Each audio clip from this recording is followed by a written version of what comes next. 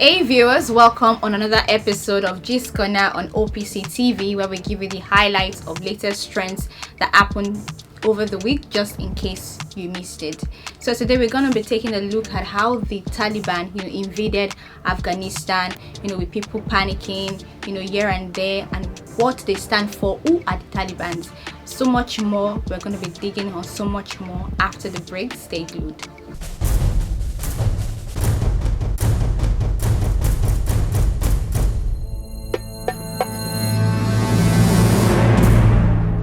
Welcome back. On Sunday, August 15, we woke up to hear that the Taliban, took over Afghanistan's capital city, Kabul, after the president Ashraf Ghani fled the country, following the US withdrawing their US forces. They took almost total control of the entire city. I know the question on everybody's lips, like, who are the Talibans? What do they stand for? Where did they come from? Because some of us might not know who they actually are and what they stand for. So the Taliban in Pashto language means students. In Pashto language, it means students. So they've been around since 1994. They emerged 1994. They ruled Afghanistan from 1996 to 2001. They've been known to wage war against the Western-backed government, and they were ousted from power in 2001. So while they were in power, their regime was like hell on earth, for the Afghanistans though. They are known for their, Sharia law. They still practice Sharia law, and anytime anybody errs against their rule, the Sharia law, they might, cause the person. There's public executions. Let me put it that way: public executions. The women are not allowed to go out without a man accompanying them. The women, they are not allowed. During that time, they were not allowed to go to school. They were not allowed to work. Anytime they are going out, or anytime they are seen in public or even inside, they were mandated to put on the burqa, to wear the burqa at all times.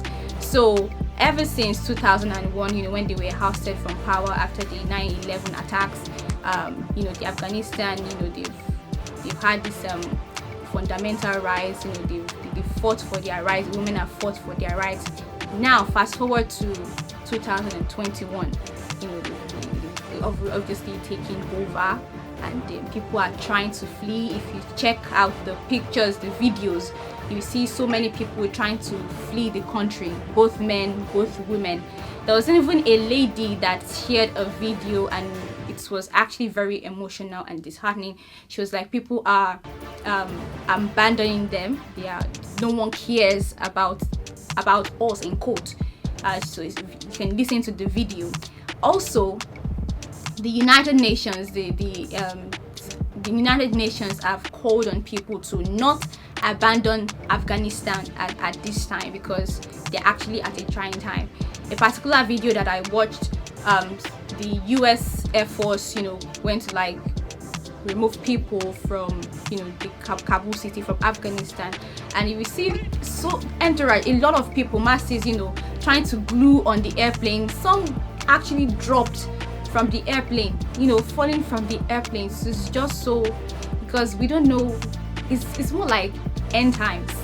But really, how do we save, people in Afghanistan? Already United Kingdom, Germany, United States have gone to evacuate some of their people, and still evacuating more people. ما به اهمیت هستیم، چون که توی ایران افغانستان به دنیا آمدیم. من نمیتونم یک لحظه حتی اشکام رو نگه دارم. مجبورم تمرینشون کنم تا تونستم یه همچین ویدیویی رو بگیرم.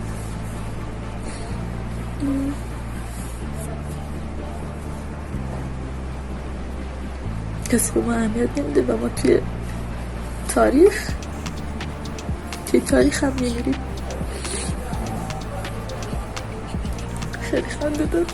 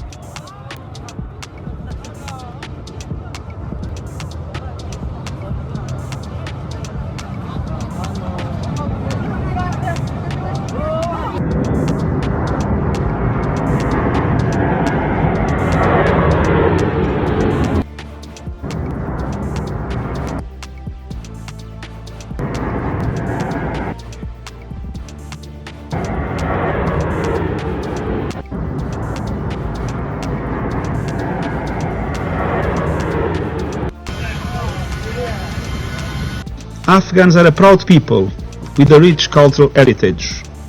They have known generations of war and hardship. They deserve our full support. The following days will be pivotal. The world is watching. We cannot and must not abandon the people of Afghanistan. I just pray Nigeria don't end up this way, because we're taking all these terrorists with levity. Boko Haram, insurgents, we're saying repentant Boko Haram, and I just pray we don't end up this way, because the Taliban have been fighting to get back into power since 2001 when they were ousted out of office, and now they've taken over. There was actually a particular video that they took over the president's palace, and you could see that these people are still backward. The way they sat on the chair, no it was like you are putting a baby on the chair. They are still so backward, and yet they are fighting for a particular right, public execution, women not going to school. Man, civilization is way more than that. I don't know why some people are still backward, like no book, Boko Haram. I just pray Nigeria don't end up this way.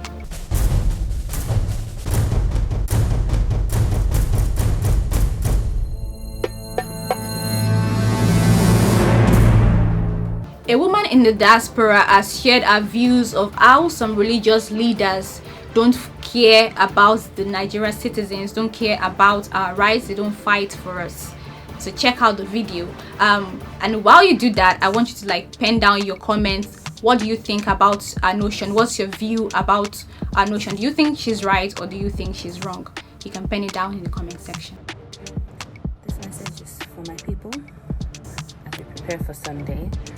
Some of you, by the time that you watch this, it's going to already be Sunday.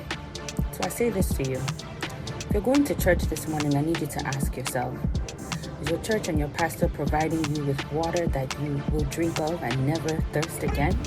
Or is your church providing you with a water that dries your mouth and your soul to the point that you constantly find yourself back there for refreshment every week? Is your church putting you in a position where you need to buy salvation that Christ died for and said that you could get for free?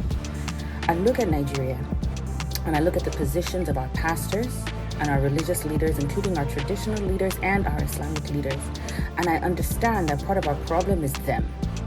If you're watching this, you're a man of God in any form, you are part of the problem in Nigeria if you are not pushing for the freedom, mentally, emotionally, spiritually, and physically of the Nigerian people.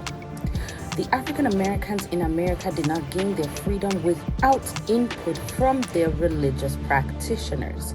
Our pastors out here preach for freedom for blacks. They preach for black rights. They walk for black rights. Martin Luther King was a reverend. Our religious leaders in Nigeria often sit mute and watch while the people are ravaged by corruption and violence from its government. Sometimes they are even complicit. Sometimes they are the ones who effect these acts of violence against their own. They are the ones who sometimes take advantage of their own.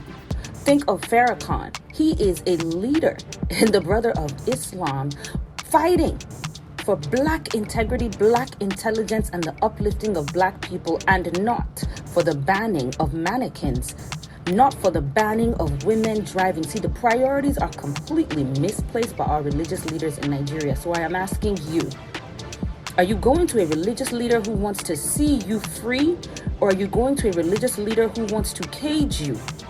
It seems to me that a lot of the Nigerian religious leaders are benefiting from the situation, the government tyranny, the government corruption, and the way our country is. Because, when there are more problems, then there can be a potential solution.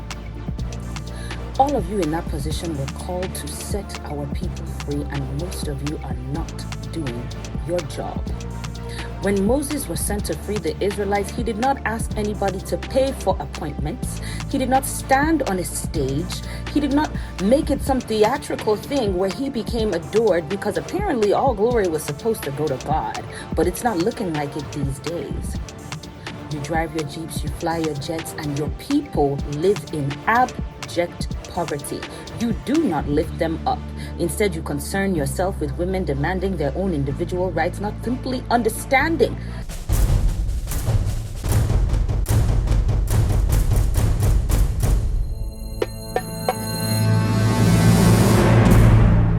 On a lighter note, Big Brother Naija house it boiled more than 100 degrees on Monday night, when Pere and White Money actually had a fight. White Money actually gave Pere a taste of his own medicine. After that, Maria and Queen started with their own fight. Don't look at me like you don't watch Big Brother. A lot of us watch Big Brother because we want to forget about our sorrows, we want to forget about Nigeria's problems. So don't you give me that look. Check out the videos. So you're not saying What'd you ask? what's happening? What you ask? I'm not saying it. What question? You don't know. What's my angel? It was me that asked. Why am I looking at my face? What'd you ask? What did you ask, bro? I asked Angel. It was me that asked the question that You did what? You asked Angel the what? What did you ask? I didn't ask any question. Was it regards the game? Is it regards the game? I'm confused. I don't understand. Who asked me? It was me that asked. It was me that asked me a question. I didn't ask any question. You. What did you? Why do you want to know? No, I don't know. Who did I ask question? You asked me, but like that's not the question that Emmanuel. It was me that asked you. What did I ask you?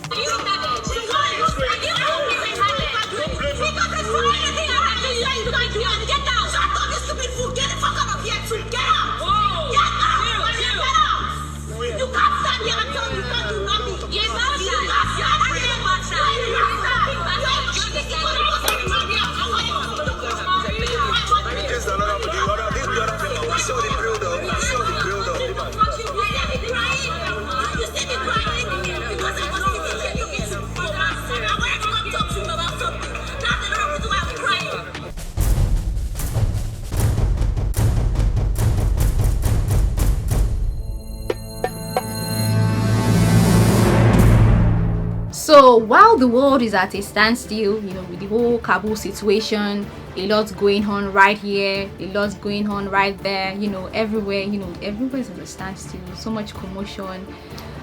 Somebody decides to, upload a twerking video.